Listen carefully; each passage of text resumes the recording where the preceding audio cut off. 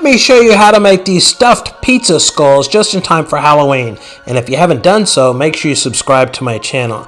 So let's get into it. These are all the ingredients that you're going to need to make your pizza skulls.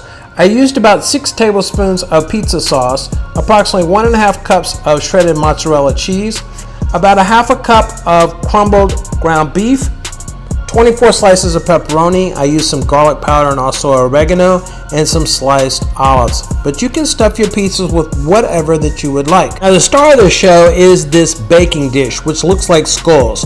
You can find it on Amazon for about $25.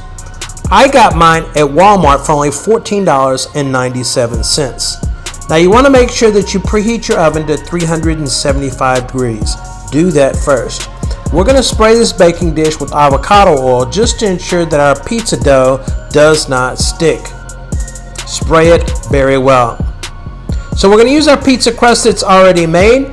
We're going to slice this into 12 even pieces. Now they do not have to be perfect, but slice them up evenly so that they are easy to use. You're going to stretch out this pizza crust across the baking dish. Again, it doesn't have to be perfect, and actually if it's a little wrinkled or the edges are not perfect, then the skulls are not going to be perfect.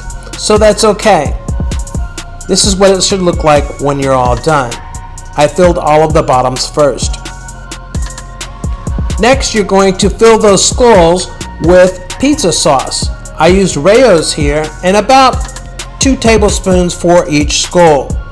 Again, make sure that you fill them up. The more that you put in there, the better it's going to taste. Fill all 6 of them with your pizza sauce. Once you have your pizza sauce in the baking dish, let's fill it up with mozzarella cheese. Again, I used shredded mozzarella cheese here and filled all 6 in the baking dish. Next, I used about 1.5 cups of cooked ground beef. Again, you can choose your toppings, your stuffings, whatever you want to do. I also use some of the mini pepperonis. It's whatever that your kids like to stuff their pizza with. I added black olives here for a little bit of variety. I only added it to 3 of my pizzas. You could also add some Italian sausage as well. Next, you're going to add your mozzarella cheese. This shredded mozzarella cheese is going to add flavor.